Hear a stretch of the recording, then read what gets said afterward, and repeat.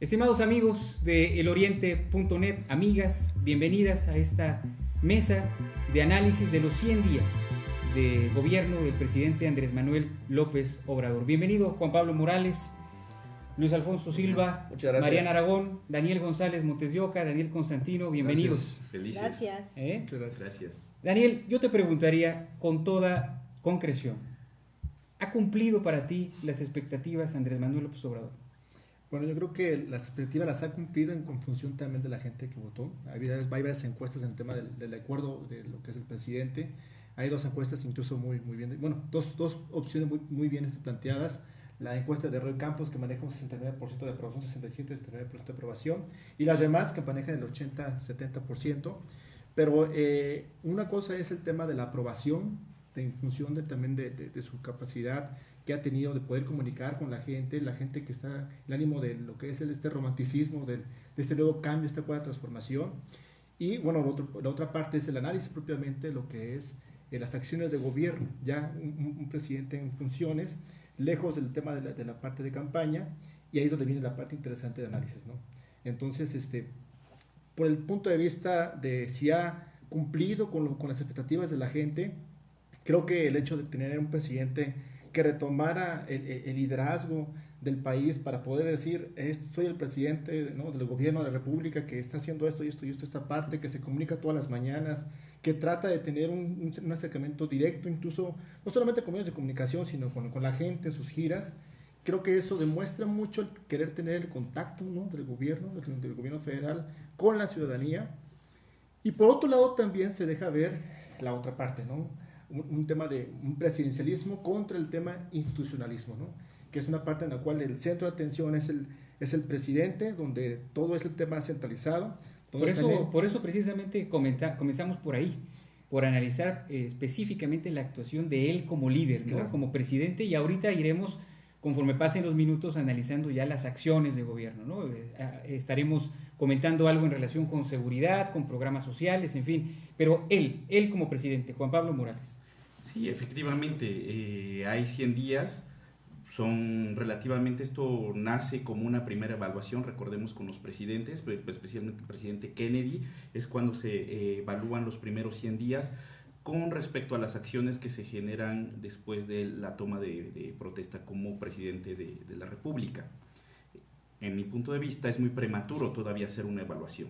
Sin embargo, la primera parte de la evaluación es la comparación.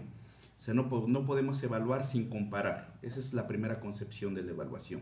Y en ese sentido me parece que tendríamos que distinguir entre la política de gobierno y la política como tal. O sea, entre la figura del presidente y las acciones del presidente. ¿Y la figura como el presidente ha cumplido tus expectativas o no? Las estadísticas lo dicen, las evaluaciones, las métricas dicen que tiene una popularidad extrema, ya la tenía incluso previo a ser presidente, es interesante porque ayer, por ejemplo, Integralia sacaba un estudio y se pensaría que los jóvenes y las personas en las zonas rurales son quienes más lo apoyan, pero no, Juan Pablo, equipo, fíjense, lo más interesante son las mujeres y de clase media alta y de la zona norte del país. ¿Cómo explicamos esto? Luis, ¿cómo lo explicamos? Bueno, yo para empezar quiero agradecer mucho esta mesa, mi querido Juan Pablo, y quiero decirles que desde mi punto de vista el presidente de la República no solo ha cumplido con la expectativa, me parece que la ha rebasado. Hemos visto precisamente en estas métricas de opinión pública que ha ido conquistando públicos que no tenía. Es decir, él llega a la presidencia con un sector de la población que desde luego vota por él, pero a partir de que él ya está en el ejercicio del gobierno ha conquistado nuevos públicos. Es decir, está convenciendo a más personas de que está haciendo lo correcto como presidente de México.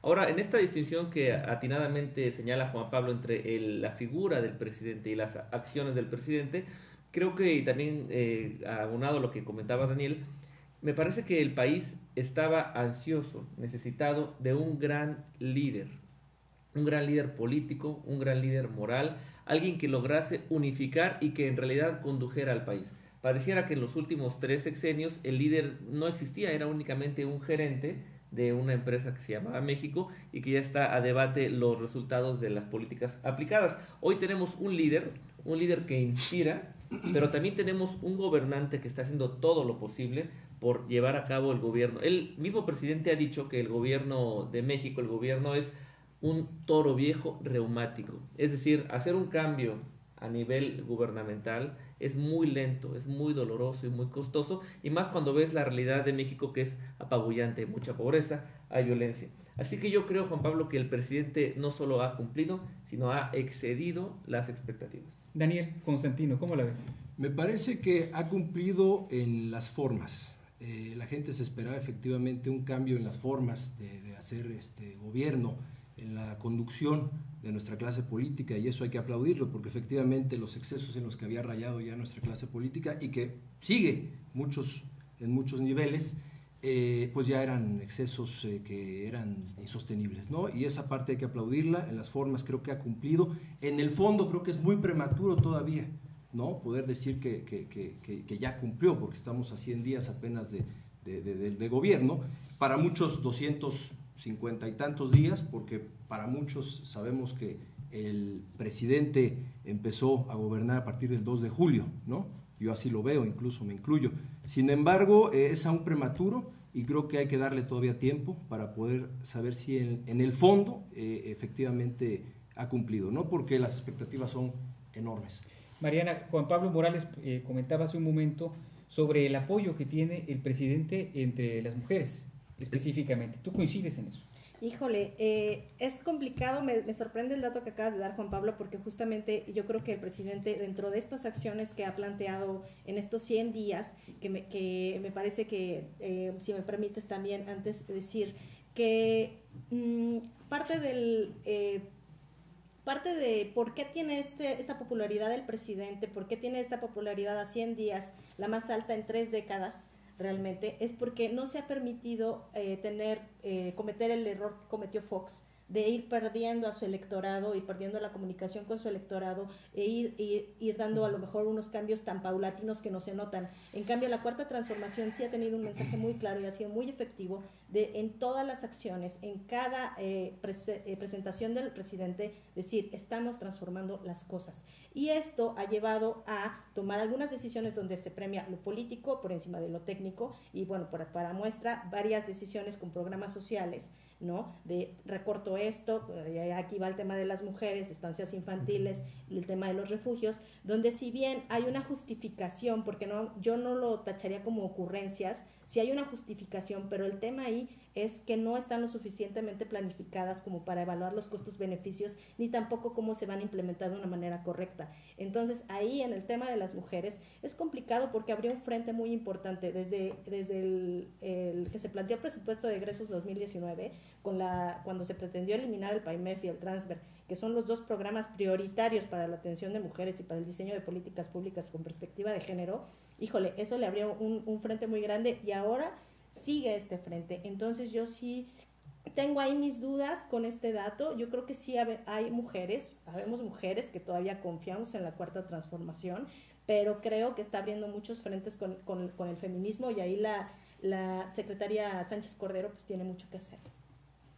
Ciertamente hay una gran distancia entre la figura del presidente y las acciones. Yo propondría evaluar acción por acción en este momento de cada una de las cosas. Mariana ponía el tema de la agenda de género, en donde hemos visto que nos hemos quedado limitados.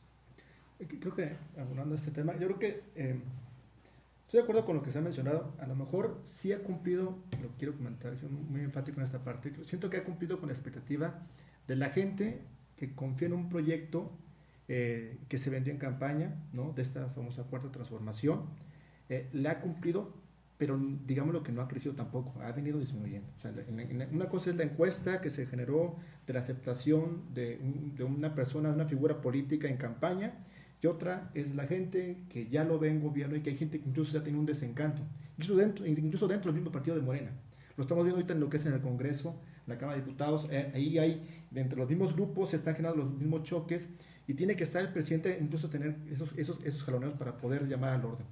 Pero lo que sí se está viendo, una cosa es el tema del populismo que sigue manejando el presidente, y algo muy interesante que dijo aquí Mariana es la justificación que encuentra sus acciones es una justificación política más no técnica. Vos lo vemos hoy en día con un tema, no hay un plan nacional de infraestructura, pero ya lanza 3 proyectos grandes, megaproyectos, Y hay un tema en el cual la justificación es política porque son los estados en los cuales son beneficiados que hay pobreza extrema, pero hay un tema también por detrás que sí le afecta completamente a esta parte técnica. Entonces, cumplirá en cierta medida con la parte que votó por él, sí. A mi parecer siento que no está cumpliendo con la labor, con el mensaje. Una cosa es el mensaje político, otra cosa es el mensaje en campaña, pero otra cosa es muy diferente el mensaje que tienes que hacer tú como un presidente. ¿Tú coincides, Daniel, que hay una separación entre cumplir políticamente por un lado y cumplir técnicamente por el otro? Es decir, la labor de gobierno no va aparejada, digamos, al mensaje político, al mensaje de comunicación. Bueno, en el mensaje de comunicación creo que ha sido impecable. Las famosas mañaneras me parece un instrumento genial para poder mantener a tu electorado, sobre todo, cautivo y marcar la agenda, que es lo que ha venido haciendo el presidente. Él marca la agenda día con día y eso hay que aplaudírselo también. O sea, es una jugada magistral.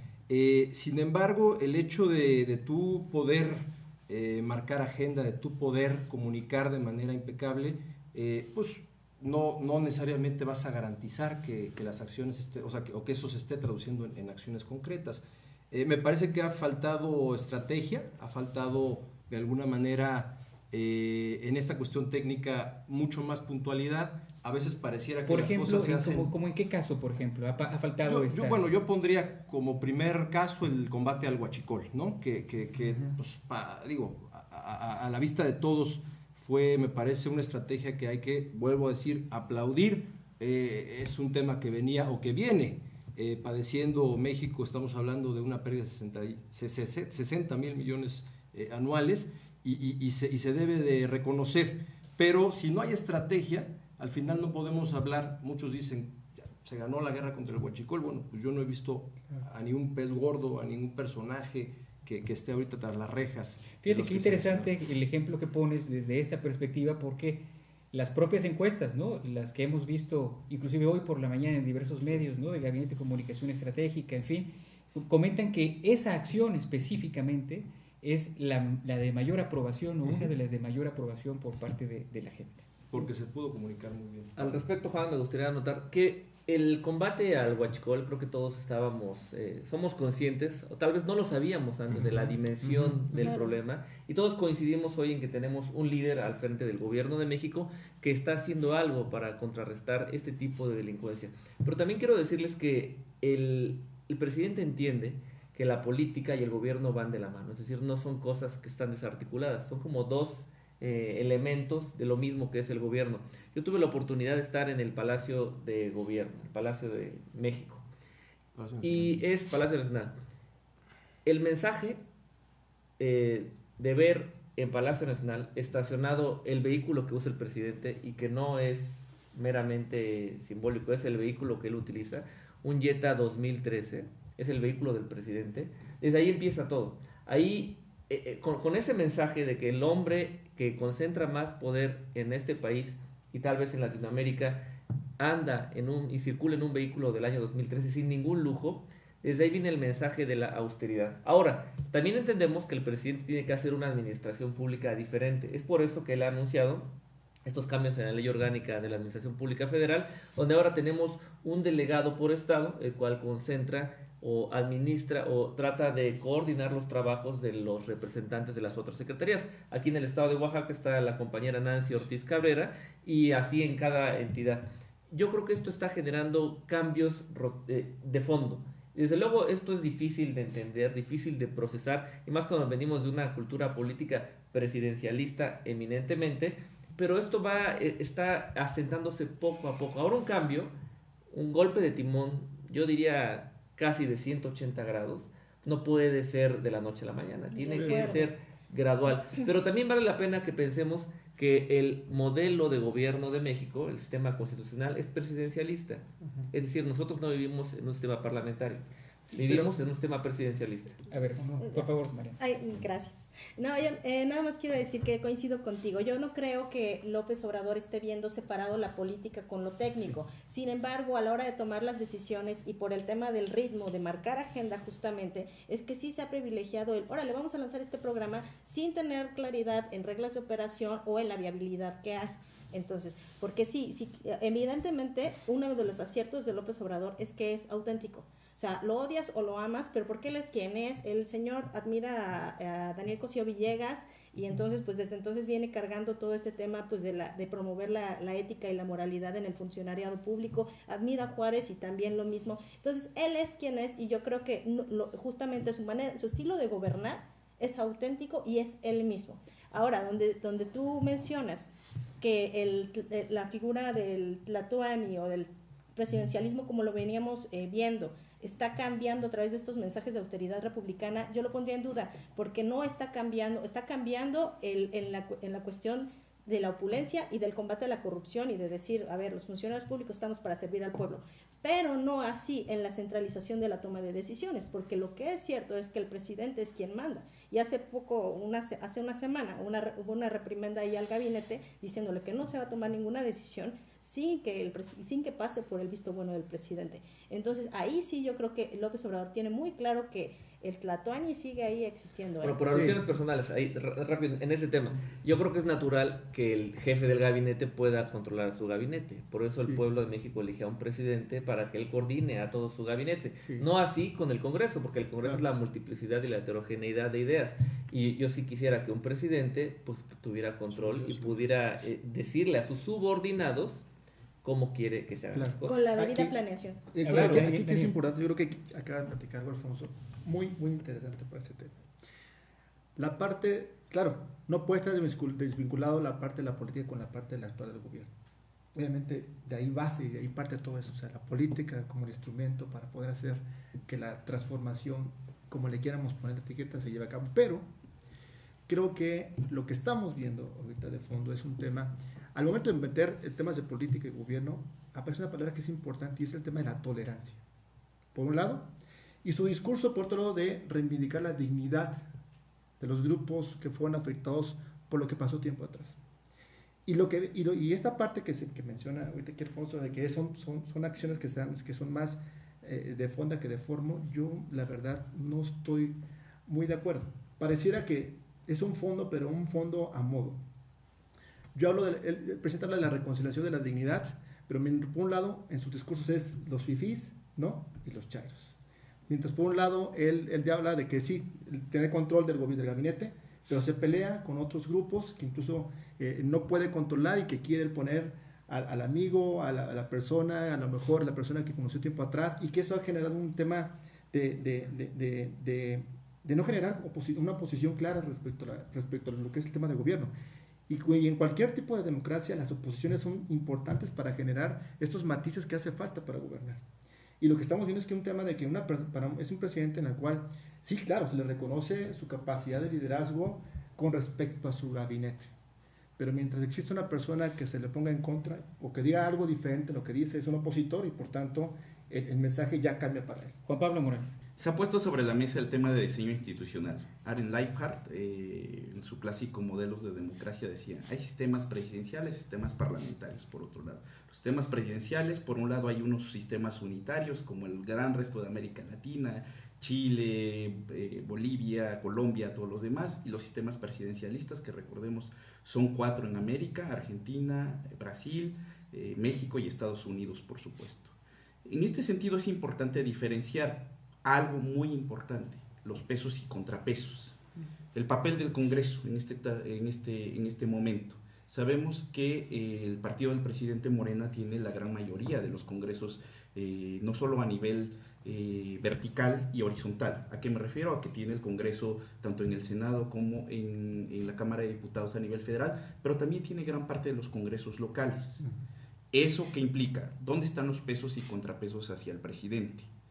Por una parte. Y dos, dado que tiene en teoría todo el control de las palancas institucionales, entonces ¿dónde están las directrices? ¿Dónde están precisamente los mecanismos de cambio de los que la ciudadanía que votó por él están esperando en este momento? Creo que hay una cosa en lo que no podemos estar en desacuerdo con el presidente y por supuesto con el plan que él presentó de inicio, que es que el principal objetivo del gobierno y de la política pública es que la gente viva mejor y inclusive él menciona el asunto de que seamos más felices cada vez.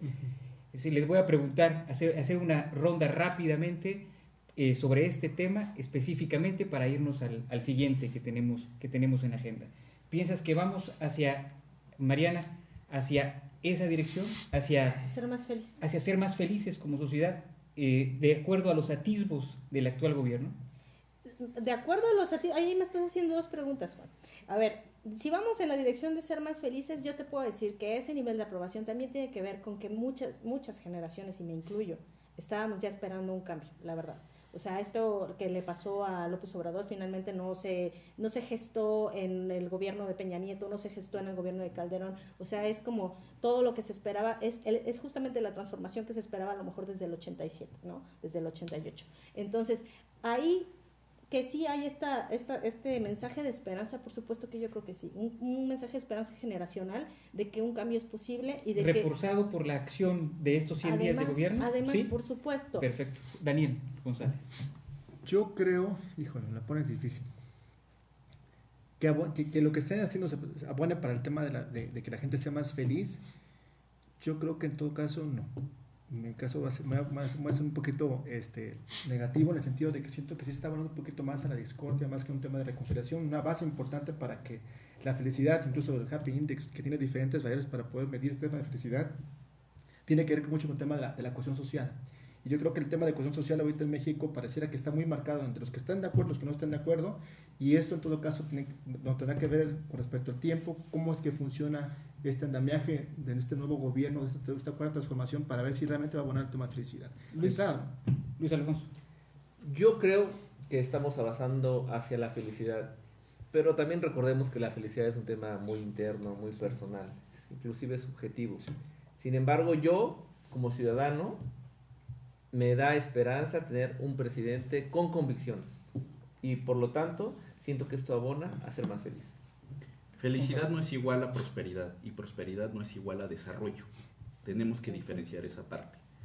La ciudadanía está feliz en este momento, efectivamente, y las métricas lo dicen en este momento, ¿no? Y seguramente nuestras madres que nos están viendo desde el otro lado, ¿no? Están en esa sintonía, y nuestras adultas y adultos mayores, jóvenes que están recibiendo ya programas sociales y demás. Sin embargo, tenemos que ver el tema del desarrollo. Realmente, con las acciones que se están emprendiendo, vamos a alcanzar un desarrollo pleno que nos permita tener esa parte. Yo creo que es prematuro decirlo en este momento. De acuerdo. Si nos vamos a la percepción y al sentir de la gente por cómo se ve, por supuesto que la gente está más feliz y podríamos decir que México es más feliz. Sin embargo, coincido, aquí felicidad no es sinónimo de que efectivamente se esté dando un desarrollo. El señor presidente habla de que si es necesario pues, tener que llegar a una pobreza franciscana. Yo creo que ahí el reto es mantenernos en esta austeridad republicana que creo que como país nos hace feliz, nos da gusto ver que la gente vuelva a creer, ¿no? en la clase política, precisamente por el comportamiento que está viendo, por la conducción que está viendo por parte del presidente, en este cambio radical, romper con ciertos excesos, que eso sí, por supuesto, nos tiene que dar gusto, nos tiene que dar felicidad, pero yo creo que nos tenemos que enfocar también en las acciones de gobierno que logren un verdadero desarrollo en este Entonces, momento. desde tu punto de vista, 100 días, ¿vamos en camino adecuado para este fin específicamente? Bueno, felicidad, el país se ve más contento, la gente se ve más contenta. Hasta ahí yo creo que el rumbo todavía está. En ese sentido es muy importante, uno de los factores centrales para lograr este objetivo, este fin, es fundamentalmente la seguridad. Por eso yo los invitaría ahora que habláramos de ese tema, seguridad y justicia. Hay sobre la mesa cifras difíciles inclusive de comentar. Los homicidios dolosos no cesan, sin embargo ya se aprobó la Guardia Nacional durante este periodo de tiempo. Yo te pediría, Juan Pablo, que nos dieras un primer panorama en este tema específicamente, seguridad y justicia. Sí, incluso desde antes de la llegada del presidente Andrés Manuel López Obrador, el tema en México ha sido la seguridad pública. En segundo lugar, la economía, es decir, el empleo o la falta del mismo. Y en tercer lugar, tiene que ver con un tema más bien de desarrollo. Entonces, si yo fuera asesor o consultor del presidente, en este momento le diría que su gran tema en este momento es la seguridad pública y la seguridad nacional. Mariana Aragón. Es interesante porque este tema de la seguridad, justamente de la Guardia Nacional, planteó un antes y un después de López Obrador como candidato y López Obrador como gobernante, ¿no? Porque cuando el presidente Peña Nieto propuso la Ley de Seguridad Interior hace ya casi 2 años, donde se planteaba pues justamente este fortalecimiento de las Fuerzas Armadas, pues muy similar a lo que se ha planteado en la Guardia Nacional, pues bueno, López Obrador fue una de las voces principales que estuvo en contra, al igual que muchas organizaciones civiles, y que muchos estuvimos de acuerdo. Sin embargo, sí se nota este cambio, porque al recibir al país, y la verdad es que las cifras son contundentes, o sea, creo que sí hay esta necesidad, creo que vio esta necesidad. ¿Tú sí ves un cambio en materia de seguridad a partir de estos 100 días? No, veo un cambio en la postura del presidente, en la postura de Andrés Manuel López Obrador, a partir de tomar la banda presidencial y ver ya como gobierno la situación como está, y ver la necesidad de efectivamente sí tener que las Fuerzas Armadas tomen el control de la seguridad nacional. Por supuesto que lo veo. Yo creo que el presidente, quien creo que todos aquí coincidimos, es el político que mejor conoce este país, como no había habido uno en muchísimos años. Conoce muy bien el tema que le duele a México. Y la seguridad no es un tema de policías y ladrones persiguiéndose nada más. La seguridad es un tema de que hay un caldo de cultivo y demasiada pobreza. Yo creo que el presidente está basando su estrategia de seguridad, en primer lugar, en terminar con la pobreza. En segundo lugar, está atendiendo específicamente el tema de la inseguridad, ya con esta herramienta que se acaba de aprobar por las legislaturas de los estados, que se denomina Guardia Nacional. Es una policía que va a estar especializada, que si bien va a tomar prestados, por así decirlo, elementos castrenses durante el inicio y algunas prácticas, no va a tener una conducción militar, sino al contrario, una conducción civil. Esto es una herramienta que le va a permitir a él actuar, y desgraciadamente la corrupción ha permeado mucho a nivel estatal y a niveles municipales. Y con esta Guardia Nacional tendrías una herramienta leal al presidente que le permitiera combatir efectivamente la delincuencia organizada, esto con una inteligencia verdadera, una inteligencia que conlleve el sistema financiero y que desde luego pueda desarticular las bandas de crimen organizado. El reto es muy grande, no se va a resolver en 5 minutos, pero sin embargo creo que el presidente está tomando las medidas adecuadas. Y además sabemos que la Guardia Nacional efectivamente fue aprobada recientemente, pero su funcionamiento, en fin, su organización, pues llevará todavía varios meses. Debemos centrar, sobre todo ahora, en términos del presente, porque la gente lo que requiere también es seguridad hoy, no solamente en semanas, meses, años posteriores, sino ahora. Necesita tranquilidad para vivir. ¿Tú crees que, Daniel, podemos decir que en los próximos meses las cosas van a mejorar en materia de seguridad de acuerdo otra vez a los atisbos de la actual política? Creo que aquí va a ser interesante muchas cosas, porque creo que se ha visto algo importante. Una cosa es hablar de impartir justicia, el tema de justicia propiamente, el tema de seguridad. Son dos cosas completamente diferentes, y pareciera que dentro de la parte del discurso a veces pareciera que se confunde esto, ¿no? Por ejemplo, la Comisión de la Verdad es un tema importante para su análisis, pero otro toque es muy diferente el tema de la Guardia Nacional. Pero principalmente cómo generar un tema de certeza, de seguridad en las personas, tiene que ver mucho en la genética propiamente que va a tener esta Guardia Nacional. Ahorita todavía está en este tema de discusión y pareciera que no se le ve un trasfondo. Es importante comentar que al principio la propuesta de Andrés Manuel era que el mando fuera militar. Y el tema del proceso en cómo se fue negociando tanto en el Congreso como en el Senado, de cambiar a un mando civil y después la insistencia de un mando militar, sería importante, tiene diferentes, digamos, ópticas, pero la posición de tener un mando civil y muy importante lo que se menciona, una propuesta que manejó Enrique Peña Nieto en su proceso con esta parte de tener una gendarmería, un proyecto muy enfocado de cercanía con la población. Cuando estuvo también Felipe Calderón, el tema de destacar al ejército, es una mezcla incluso también, o sea, me pareciera que es un tema de conjunto, sí es un modelo diferente, pero son cosas que se toman, que incluso en su tiempo cuando estuvo él del otro lado, las criticó. Y yo creo que ahorita el mismo empuje y dinámica del gobierno federal está dando elementos para poderlos mencionar. Por ejemplo, diario se hacen 9 feminicidios en todo el país, un tema importante en cómo debe atenderse. Y creo que algo que sí yo rescataría que este gobierno se ha implementado en temas tanto de impartición de justicia y de atención en temas vitales, es el tema de lo que es la violencia de género, ¿no? O sea, ya en los temas de gabinete se pone el tema de la perspectiva de género, violencia de género, en temas de crímenes a mujeres. Por ejemplo, el 80% de crímenes a mujeres, ¿no?, tienen que ver con un tema de violencia de género. Es una ¿Tú cómo ves en eso específicamente? Ese es un acierto de la sociedad civil, sin duda. Yo creo que realmente, al contrario, al presidente lo que le está faltando es perspectiva de género. Hace una semana apenas, con el problema como lo tenemos apenas hace una semana, bueno, simplemente decir cuánto se tardó, fue la última institución en nombrarse el Instituto Nacional de las Mujeres, pues por este jaloneo que se traía ahí con las consejeras, y hace una semana Nadine Gassman pues planteó esta estrategia justamente para atender la violencia contra las mujeres, y todavía hay muchos huecos que quedan sin claridad, como pues por ejemplo simplemente el tema de los refugios, que todavía no se aclara bien cómo va a estar, sino que tenemos intermediarios, si no queremos estar con o que las organizaciones civiles las lleven, ¿quién lo va a llevar? Porque finalmente las organizaciones se especializaron en un tema que no podría cubrir ahorita el Estado. Entonces volvemos al tema de sí, ok, a lo mejor hay una justificación en las medidas que ha tomado el presidente en el tema de mujeres, pero no se ha calculado, ni se ha calculado la viabilidad, ni tampoco los tiempos de implementación, y ahí pues es un tema, ¿no?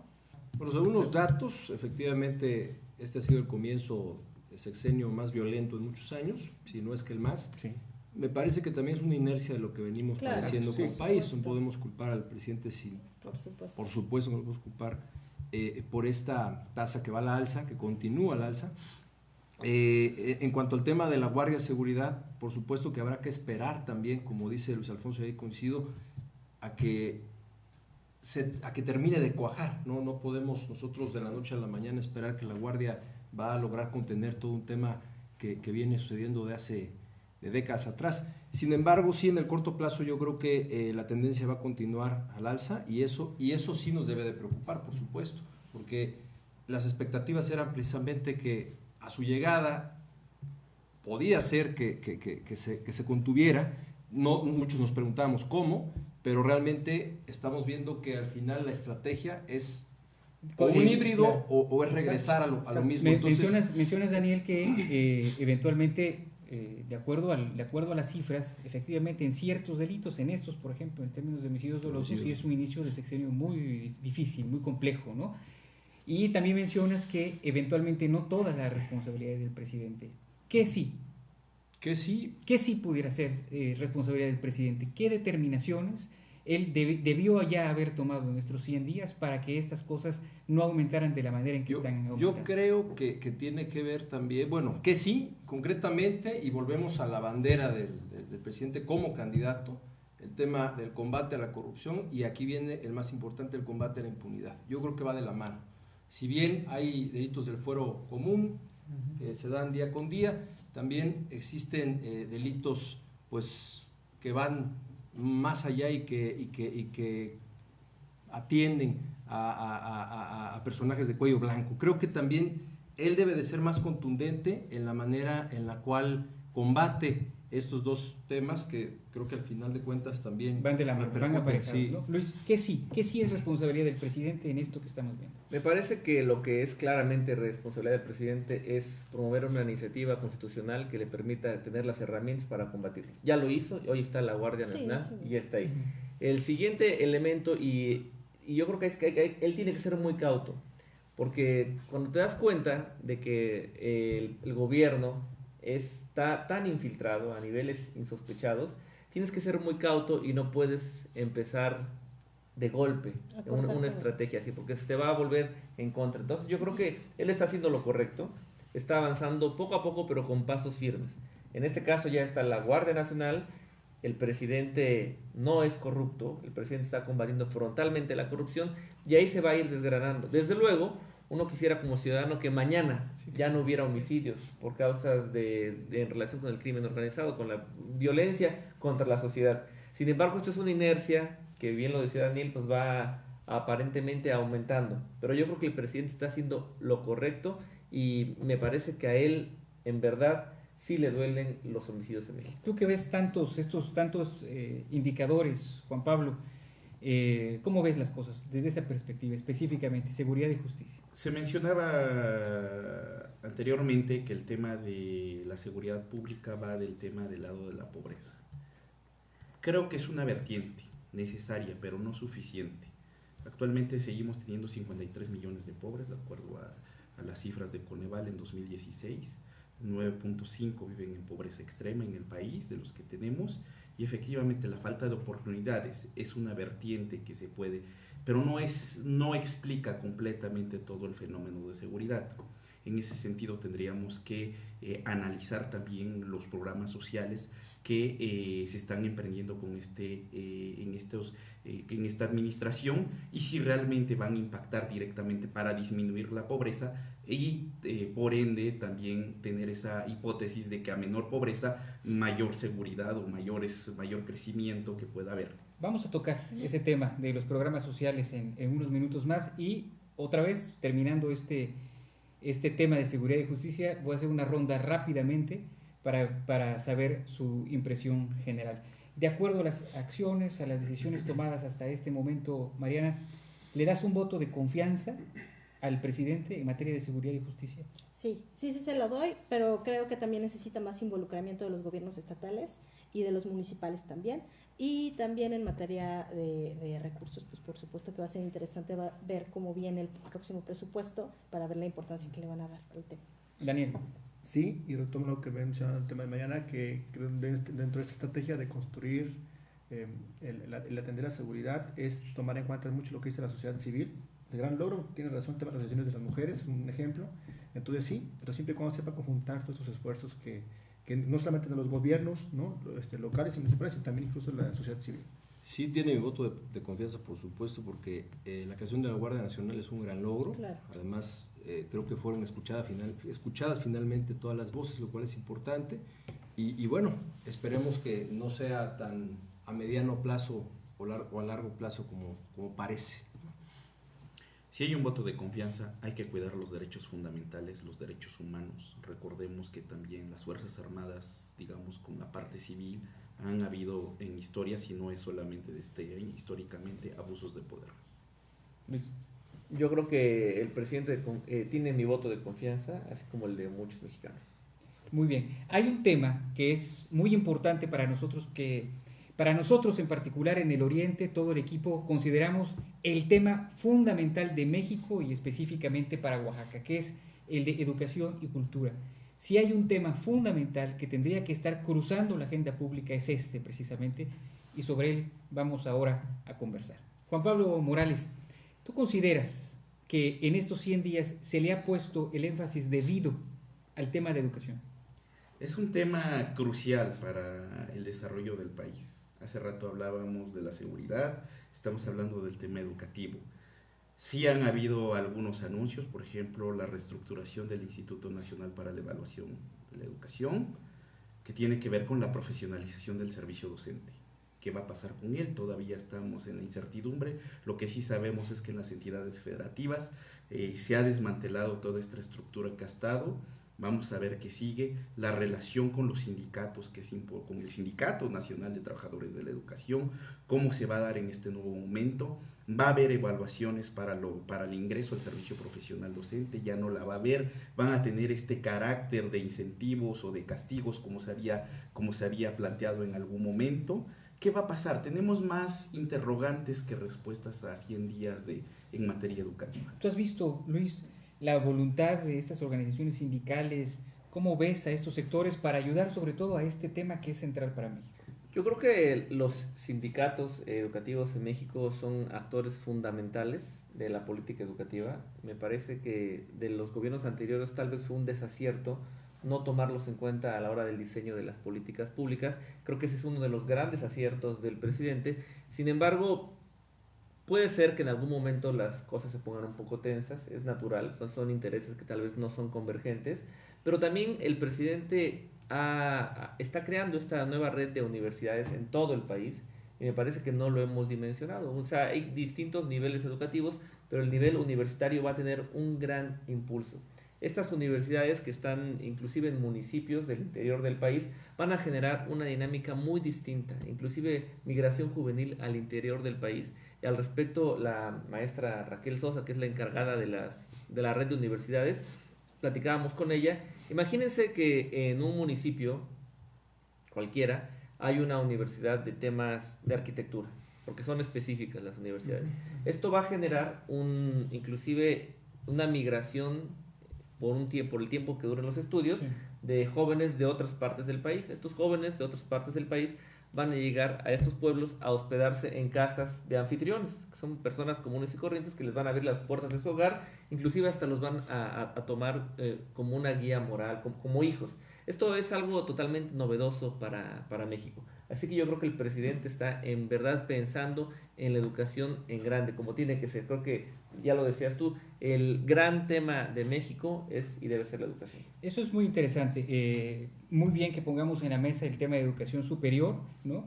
Ahora también hay que pensar en esos jóvenes y esas jóvenes que llegan a esas universidades, de dónde vienen. Daniel González, ¿tú piensas que de acuerdo a los 100 días que han pasado del gobierno de López Obrador, las madres y los padres de familia pueden estar más tranquilos en relación con la educación de sus hijos, en la educación básica específicamente? Para educación básica yo creo que sí, pero todavía falta ver cuál va a ser el proceso. Yo creo que hablando exactamente de este plan que maneja el secretario de Educación, este gran acuerdo que llama, ¿no? El proyecto Moctezuma, creo que en cuanto a cómo la plantea es un buen proyecto. Por lo menos le da otro enfoque, como bien dice, un enfoque diferente de atender la educación. El hecho de poder tener un acercamiento más directo con padres de familia, con lo que es el magisterio, plantea por lo menos un escenario de tranquilidad, de que las cosas en el tema de educación se van a tomar de otra manera. Sobre todo más porque dentro de este programa del Gran Acuerdo maneja 3 pilares fundamentales, ¿no? El tema de la integralidad, ¿no? El tema de la equidad, el tema de la excelencia, el cómo metes el tema de los valores desde el nivel básico, ¿no? Incluso qué tipo de materias, ¿no? Curriculares debe tener el plan de estudios, la parte de generar programas diversificados o políticas diferenciadas en cuestión de la región, ¿no? Un proyecto educativo que se va a plantear de acuerdo a cada región. Es interesante plantearlo de esa manera. Creo que sí hace falta un poquito de comunicación en cómo lo van a hacer, porque si bien es cierto el tema, tanto la parte de cómo están planteando esta nueva educación desde el nivel básico, lo han estipulado muy bien, pero falta cómo lo van a implementar. ¿Tú tienes claro eso, María? ¿Tú tienes claro cómo se va a implementar la política educativa a nivel básico del gobierno federal? No.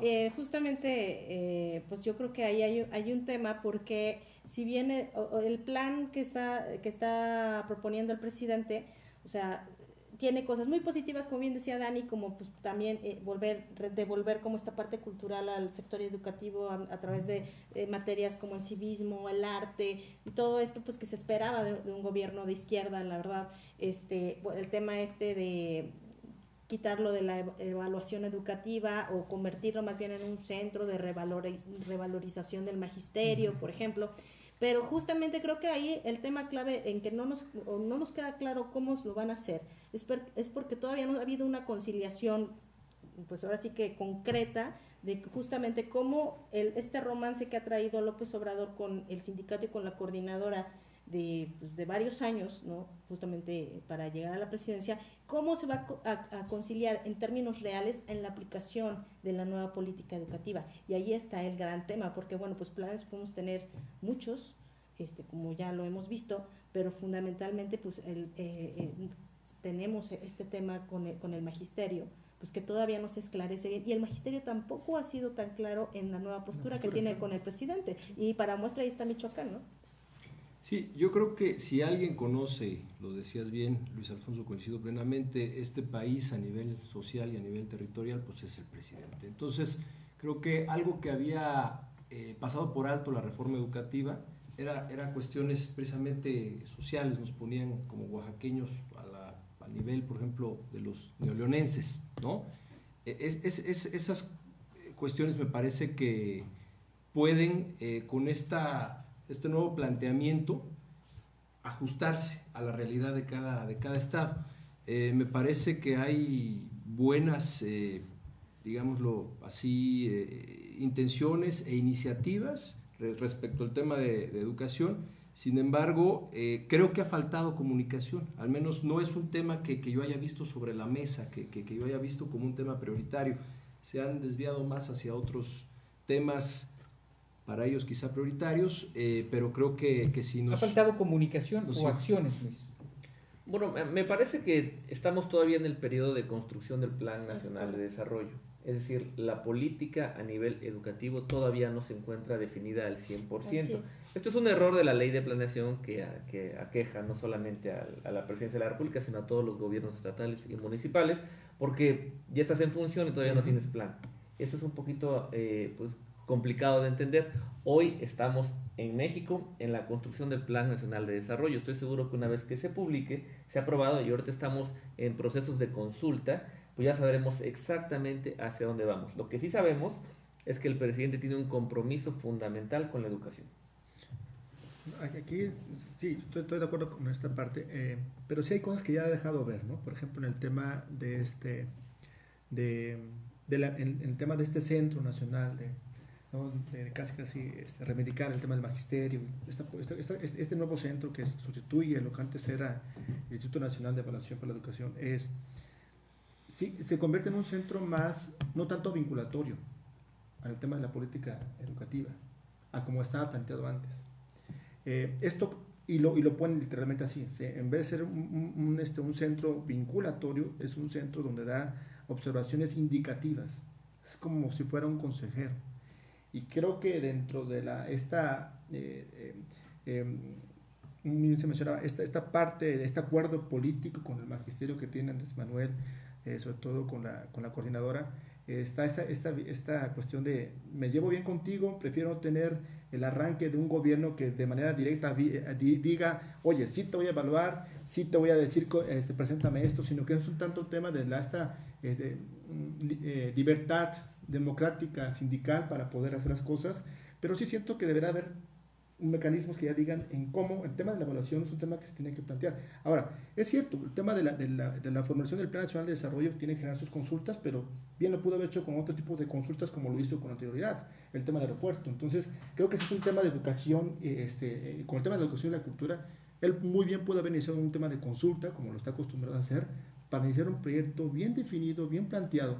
Y creo que si no tenemos que esperar estos 6 meses para decir cuál es la política educativa. Si el tema es prioritario, creo que él con esta fuerza que tiene ahorita y con esta aceptación que tiene, deberá de abrirlo directamente. ¿Se ha tardado el presidente, el gobierno federal, en poner sobre la mesa las bases de la política educativa?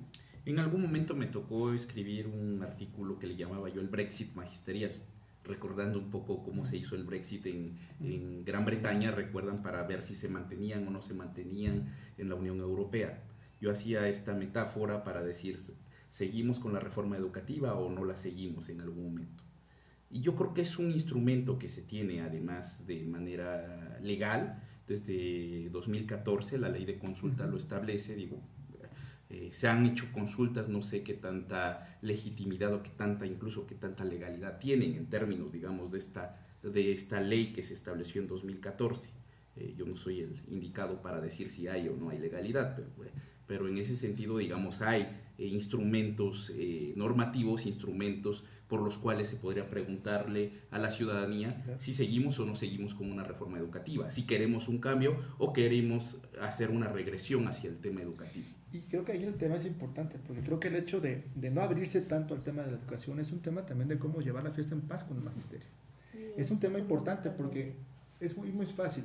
El tema de Pemex, donde también hay un magisterio, también hay un sindicato, hay un tema duro de poder abatir con el tema de esos temas de la corrupción.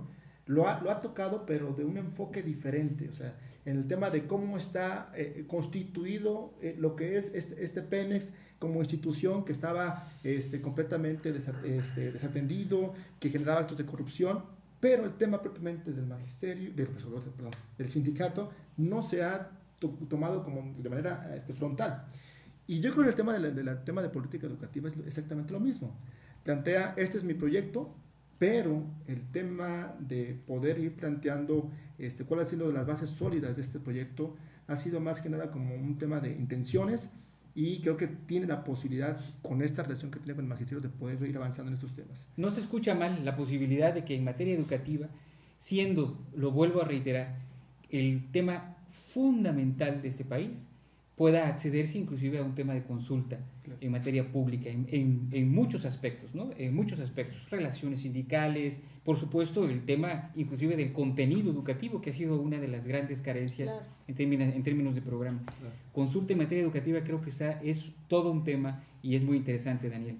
Sí, por supuesto, tú lo has dicho bien, al final creo que ahí es donde hay que poner el énfasis en estos puntos, porque digo, si bien también creo que la reforma educativa de la administración anterior recoge temas valiosos, también deja puntos pendientes que esta administración, con la buena relación que existe, como bien lo decía Daniel, con los sindicatos, que es el punto delicado, es donde tenemos que aprovechar, o tendrían que aprovechar para poder terminar de poner, vamos a decirlo así, la cereza en el pastel. Vamos ahora a comentar el tema que parece ser el punto fuerte del presidente López Obrador y su gobierno, que son los programas sociales, la política social, los programas de bienestar, en fin.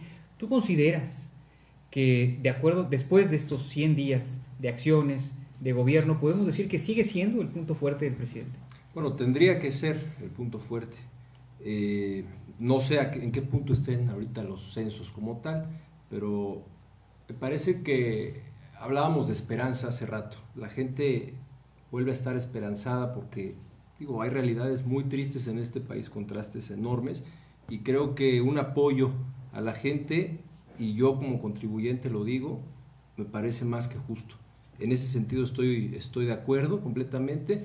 El gran reto va a ser cómo lograr, creo que estamos hablando de un presupuesto de 300,000 millones anuales, cómo lograr que se mantenga ese ritmo de poder estar entregando de manera directa a millones y millones de mexicanos estos apoyos a través de estos programas, sin que afecte, sin que dañe la economía. Y el gran reto, vuelvo a lo mismo y lo dije hace rato, es no precisamente caer en la pobreza franciscana. Yo ahí sí no estoy de acuerdo, difiero. Sí la austeridad, no la pobreza. Creo que hay que buscar salir adelante todos y no estar pensando de esa manera. ¿Tú estás de acuerdo, Juan Pablo, con esta política de entregar directamente a ciertos beneficiarios el recurso que en el caso, por ejemplo, de las guarderías infantiles se ha hablado tanto, directamente a los beneficiarios? Son visiones del desarrollo, y recordemos que esta visión que tiene el presidente Andrés Manuel se fundamenta en las políticas de estado de bienestar que se establecieron en el siglo XIX, mediados del siglo XX. Recordemos algunas autoras fascinantes como Rosa Luxemburgo, ¿no?, que establecieron estados socialdemócratas, y que tiene que ver precisamente con destinar un porcentaje de lo que recibe el Estado hacia un bienestar mínimo en materia educativa, en materia de salud, en materia de bienestar en general.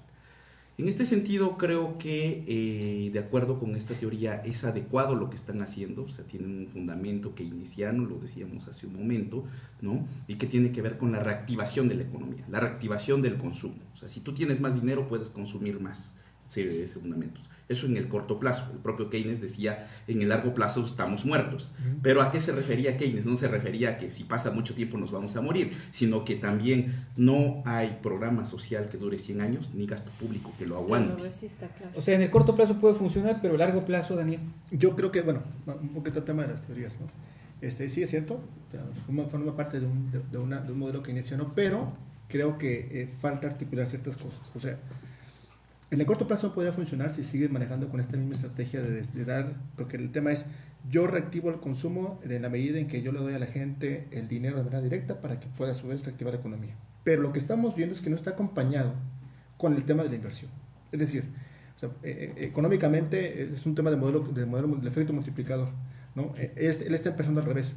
Incremento consumo, por tanto, debe haber mayor inversión, por tanto, debe haber mayor empleo y buenamente buen consumo. Pero el modelo no funciona de esta manera. Tienes simplemente que alentar el tema de la inversión. Sí. Y el tema de la inversión te genera más empleo, te genera el consumo y vuelve esta cadenita. Y bajo ese enfoque creo que no está acompañando esta parte. Sí vemos, por ejemplo, que el índice nacional de confianza del consumidor va en incremento. pero no corresponde con el índice de inversión bruta que está manejando, o sea, va a la baja.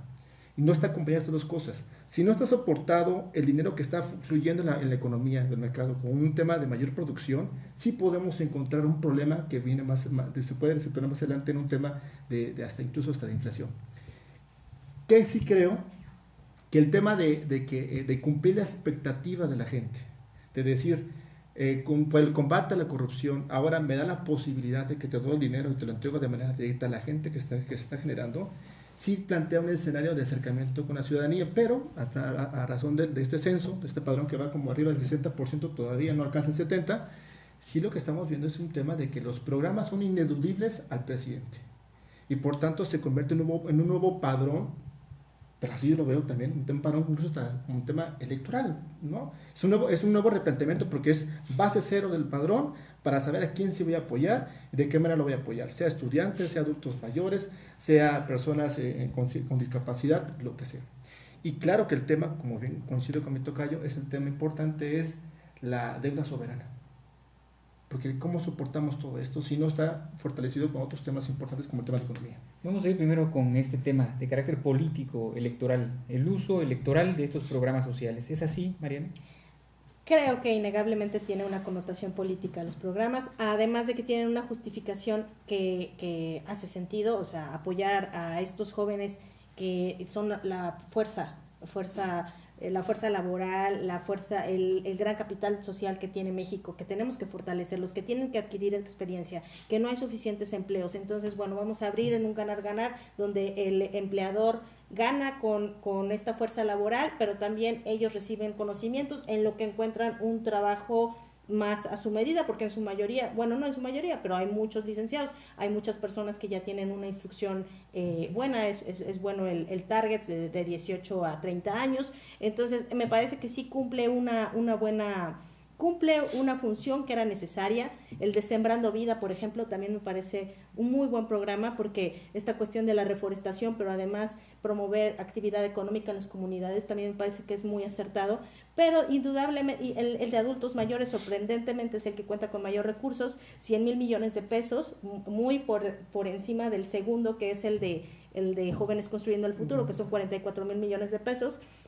Entonces, bueno, hay prioridades, tiene sus prioridades el presidente, tiene una connotación política sin duda, preocupa el tema de la sostenibilidad, por supuesto, ya lo decían, que mucho del presupuesto fincado para estos programas pues fue basado en la perspectiva de producción de Pemex, que de momento se encuentra a la baja, al igual que el tema de la inversión, también tenemos una incertidumbre al respecto, entonces no sabemos para 2020, ya no digamos a largo plazo. ¿La sostenibilidad te refieres a que estos esfuerzos puedan sostenerse económicamente y financieramente, porque evidentemente yo coincido con los dos Danis, necesitamos inversión, necesitamos incentivar inversión para tener este tipo de gasto social.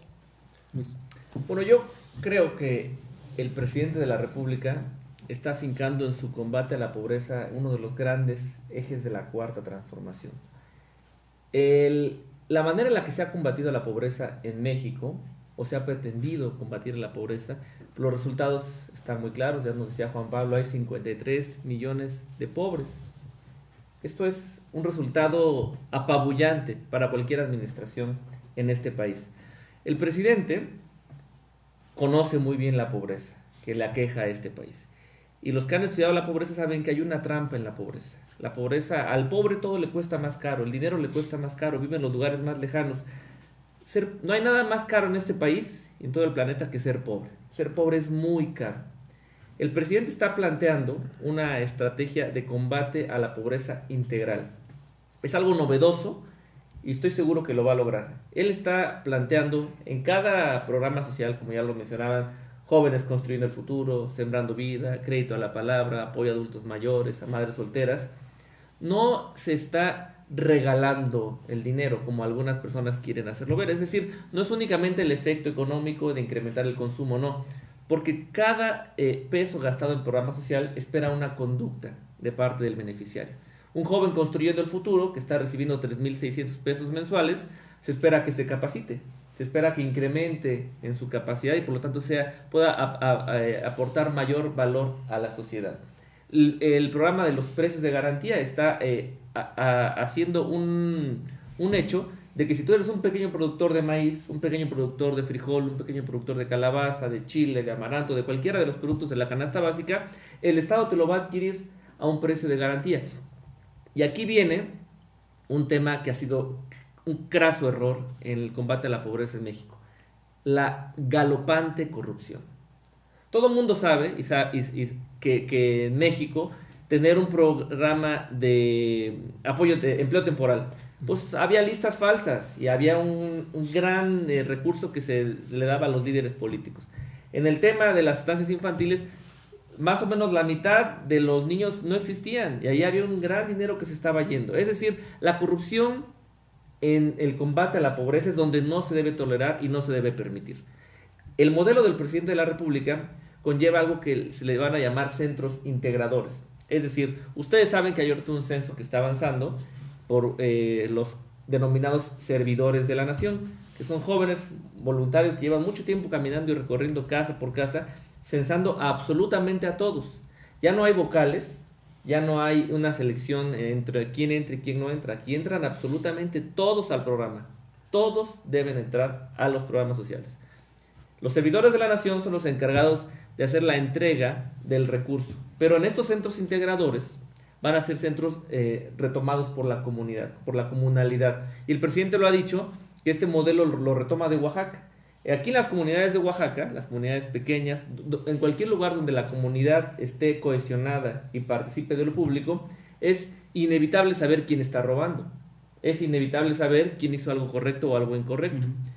Estos centros integradores van a tener un periódico mural, por así decirlo, donde se van a decir quiénes son los beneficiarios, es decir, va a ser información pública. Y si la comunidad llega y dice, oigan, pero Juanita hace 2 años que se murió, ¿cómo es que está recibiendo el apoyo? Ahora, aquí es muy importante estos 3 puntos que se han puesto sobre la mesa: el tema de que sean sostenibles en el tiempo, sobre todo económica, financieramente. El otro es la participación propiamente de la comunidad, y abatir la corrupción en estos programas sociales son fundamentales. En relación al primero, Juan Pablo, ¿tú piensas que estos programas son sostenibles económicamente en el tiempo? ¿Cuál es el comportamiento que que esperamos, ¿no? De acuerdo a las tendencias económicas que estamos viendo? Yo esperaría un incremento en el ingreso que efectivamente va a tener como podríamos decir, una jorobita en el crecimiento, ¿no? Incluso yo creo que sí vamos a crecer con esto, porque están impactando directamente al ingreso, hay mayor número de beneficiarias, de beneficiarios, y efectivamente hay una mayor redistribución del gasto público. Sin embargo, es lo que decía, no hay programa social que dure 100 años ni gasto público que lo aguante. Si no hay productividad, si no hay inversión, si esta capacitación de la cual hablaba Luis hace un momento no logra con sus objetivos planteados en este momento, entonces sí vamos a tener un riesgo de que pues, es una lógica, digamos, usted señor que lo está viendo de aquel lado, si usted empieza a gastar más de lo que tiene, lógicamente se va a endeudar. Y al tener mayor endeudamiento, lógicamente, pues vamos a entrar en una crisis. Y ese es el riesgo el cual podemos advertir de estos programas sociales, porque nos representan un gasto público a nivel agregado muy, muy alto. Y eso yo lo pondría como una preocupación en este momento. Ojalá me equivoque. Tendría que existir entonces una pedagogía muy clara para ir acompañando a la gente de cómo eventualmente afrontar esta nueva realidad, estos apoyos, ¿no?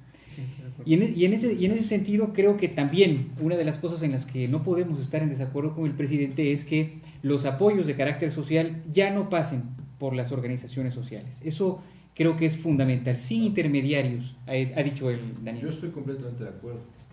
Creo que es algo de lo que hemos padecido, ¿no? Tenemos fundamentalmente que esos... en Oaxaca. Sí. El intermediario es el que le da el uso político finalmente, ¿no? Porque hay un control. Por supuesto, y coincido, hay una connotación política en estos programas. Yo creo que sí, pero también me parece que es un tema de justicia social y está bien, démosle también el beneficio de la duda, este voto de confianza. Creo que el país lo necesita. Hay un desequilibrio enorme que se tiene que de alguna manera paliar en el corto plazo, y esperemos que rinda para que podamos en unos años pues estar hablando de un caso de Claro. éxito, ¿no? ¿Cómo afecta a Oaxaca esta determinación del presidente de que las organizaciones sociales no reciban ya recursos públicos? Yo creo que no le afecta, le beneficia muchísimo, porque lo que Oaxaca padece son muchas organizaciones sociales que pretenden ser los intermediarios entre el gobierno y la ciudadanía. Me parece que no necesitamos líderes o luchadores que estén pretendiendo luchar por el beneficio del pueblo. Me parece que eso encarece mucho la ecuación. Así que yo creo que veremos seguramente aquí a nivel local. Creo que el que tendrá que lidiar con esto será el gobierno del estado, porque son poderes reales de poder que factores reales de poder que ya se encuentran en acción. El gobernador tendrá que saber cómo sortear todos estos grupos que viven de la extorsión política, valga decirlo, pero el presidente no va a dar ninguna transferencia de recursos a organizaciones de este tipo. Y lo ha dicho y ha sido categórico. Así que yo creo que para el pueblo va a estar muy bien, pero seguramente tal vez veamos algo de turbulencia política. ¿Cómo le puede hacer, Mariana, el gobierno del estado, las autoridades estatales para lidiar ante esta nueva circunstancia? Una pregunta muy compleja, la verdad. Pues primeramente sería ver que realmente hay una sincronía entre la política que está llevando el gobernador con el presidente, y eso creo que ayuda, porque ahí no va a haber los problemas que hemos visto en Jalisco o en otros estados donde hay un divorcio ahí claro. Creo que a lo mejor ahí va a ser interesante ver qué propuestas, qué estrategias plantea la mesa de seguridad y de gobernabilidad que tienen todos los lunes con el gobernador, que está la delegada Nancy Ortiz, que está Karina Barón. Ahí pues yo creo que es el tema del secretario Mahfoud, donde planteen esta estrategia que viene. No sé si la han visualizado ya, porque se ha hablado de refilón de esta circular número 1, donde se dice que ya no más dinero a intermediarios, a organizaciones de la sociedad civil. Salió por el tema de los refugios, que ciertamente pues en Oaxaca tenemos un ejemplo muy claro con el refugio, tú sabes, Dani, con el refugio vuelo de las mariposas, ¿no? Que no tenemos refugios, necesitamos refugios, estamos en alerta de género, pero resulta que el único refugio que podría tener un carácter estatal se le dio en como una administración municipal, que no diremos cuál, pero se le dio en comodato a un líder social, que tampoco, no sé si decimos cuál, pero Aquí se pueden decir las cosas se que le dio ustedes a Hugo decir, ¿eh? Jarquín. Entonces, Hugo Jarquín toma el refugio, lo coordina una persona pues con una relación afectiva con él, y pues realmente pues desde ahí dejó de cumplir con las funciones que tenía. Ya de ahí pues no dejó de atender pues a la Es decir, gente en de este la fiscalía. momento las Y mujeres ahí en Oaxaca cabe- de Juárez que no tengan, o que tengan más bien un problema de violencia extrema, violencia intrafamiliar, en fin, no tienen un refugio al cual acudir. Un refugio no, porque es muy diferente una casa de seguridad, es muy diferente un refugio. Hay diferentes categorías, pero en un refugio te puedes estar con tus hijas e hijos violentados. Una mujer puede estar con hijas violentados y ella misma, pues por 3 meses, más o menos. Entonces, no hay con esa capacidad, no hay nada. Ahorita tenemos ese elefante blanco que nadie usa, y pues ese es un claro ejemplo de que efectivamente sí se cuecen habas en el tema de las organizaciones y de esa intermediación, porque Hugo Jarquín pues sí bajó recursos como 2 años de ahí, ¿no? Haré otra vez una ronda rápida para cerrar con este tema específicamente de los programas sociales. Juan Pablo Morales, en política social, ¿aprueba o desaprueba el presidente? Es prematuro decirlo.